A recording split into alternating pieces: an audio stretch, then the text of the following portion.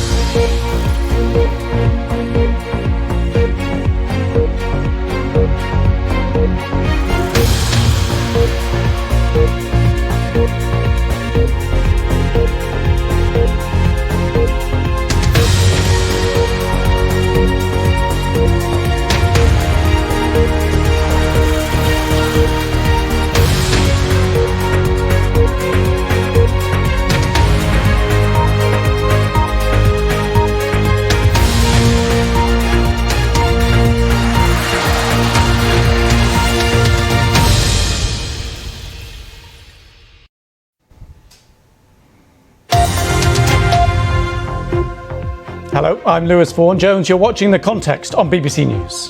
Well, this is Yevgeny Prigozhin's attempt to answer, he says, a lot of questions that he's been getting, but it leaves a lot of other questions unanswered because we still don't know where he is. What has to be remembered is that problems in Russia do not translate automatically or rapidly into advances on the battlefield for the Ukrainian army. We gave Putin no excuse to blame this on the West or to blame this on NATO. We made clear that we were not involved. We had nothing to do with it. This was part of a struggle within the Russian system.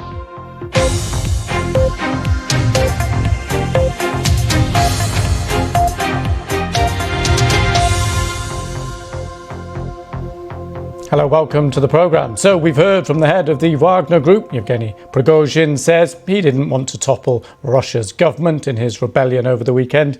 We're due to hear from the Russian President Vladimir Putin in the next few hours. We'll try to work out what it all means. Also in the programme, he also thanked the commanders and soldiers of the Wagner group who avoided bloodshed. And we heard from the head of the Wagner group that was his intention in turning around. Plenty more to pick through. We will bring you those latest lines from Vladimir Putin. Do stay with us. I'm Lewis Vaughan-Jones. This is BBC News.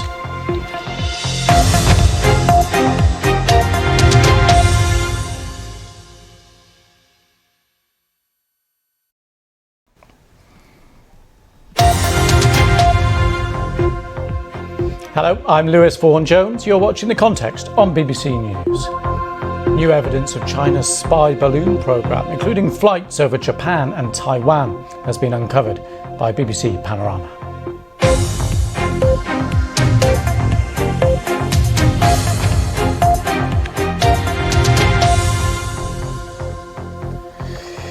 Welcome back. Just so you know, we are keeping across those comments from Vladimir Putin that he gave in the last half hour or so. We are getting full translation of them and we'll pick through exactly what they mean. In the meantime, though, we're going to head up to the BBC Sports Centre, get the latest sport. Hi, Sarah. Thank you very much, Lewis. Let's start then with some cricket as Australia have beaten England in the opening match of... OK, Michael Mansfield-Casey, thank you so much for coming on the programme. Thank you. OK, pleasure. And that's it. I'll be back at the top of the hour in just a couple of minutes' time. I'm Lewis Vaughan-Jones. This is the BBC News.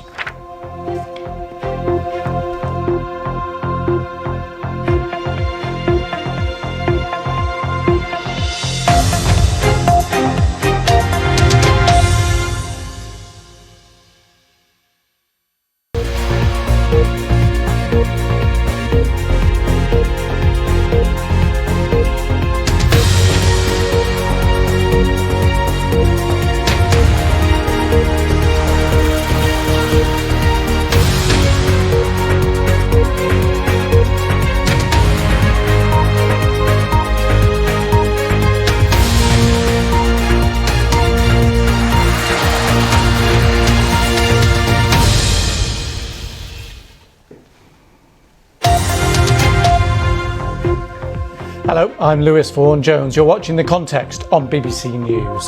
In the last hour, President Putin has given a live address on Russian state TV, saying authorities reacted quickly to quell a rebellion by the Wagner group. Well, this is Yevgeny Prigozhin's attempt to answer, he says, a lot of questions that he's been getting, but it leaves a lot of other questions unanswered because we still don't know where he is. What has to be remembered is that problems in Russia do not translate automatically or rapidly into advances on the battlefield for the Ukrainian army. We gave Putin no excuse to blame this on the West or to blame this on NATO. We made clear that we were not involved. We had nothing to do with it. This was part of a struggle within the Russian system.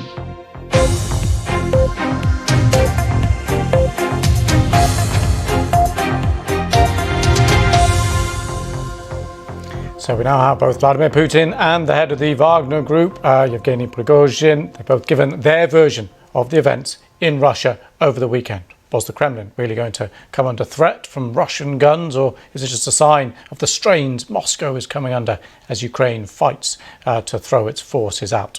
Security requirements and are compliant with the applicable laws and regulations in the UK, as well as any other country and region that we operate in. Right, that's it for the moment. I'll be back in a couple of minutes. I'm Lewis Vaughan Jones. This is BBC News.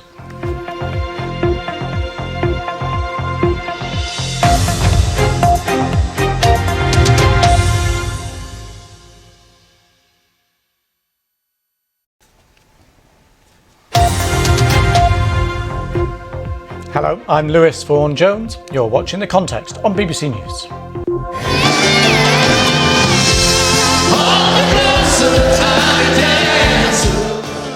Elton John closes the Glastonbury Festival in the final UK show of his farewell tour.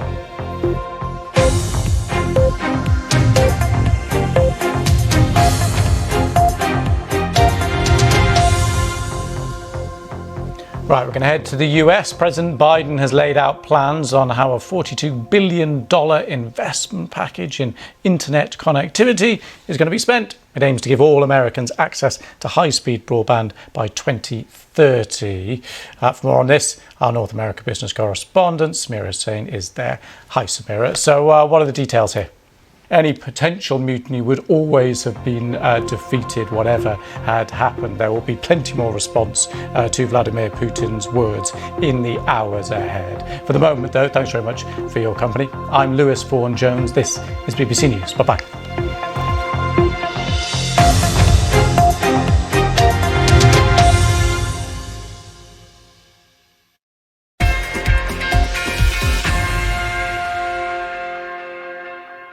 Hello, I'm Sarah Mulcairns at the BBC Sports Centre. Let's start with cricket, as Australia have beaten England in the opening match of the multi-format Women's Ashes series. The tourists wrapped up the test match with some clinical bowling on the final day to take victory by 89 runs. Joe Curry was watching at Trent Bridge. And that is all your sport for now. Remember, there's lots more on the BBC Sport website and app. But for me and the team, bye-bye.